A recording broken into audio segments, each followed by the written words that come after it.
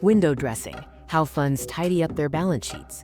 What is window dressing? It's a quarterly ritual where investment funds make temporary, cosmetic changes to their portfolio just before reporting deadlines. The goal is to make their published holdings look smarter and safer to investors than their actual strategy throughout the quarter. How the cleaning works: funds follow a simple two-step swap. Sell the losers. They quickly offload underperforming or risky stocks to erase them from the official snapshot.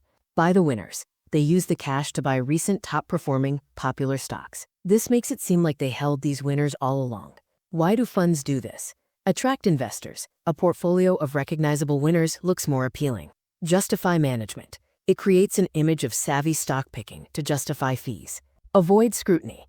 It sidesteps questions about poor-performing bets held during the quarter. How to spot it. A trader's checklist. Watch for these market signals. Unusual late quarter rallies. Specific large stocks spike on low volume right at quarter end. Early quarter reversals. Those same stocks stall or fall as soon as the new quarter begins.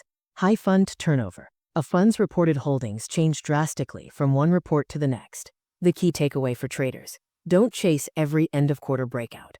Recognize that some price moves are artificial, meant to dress up a report, not start a new trend.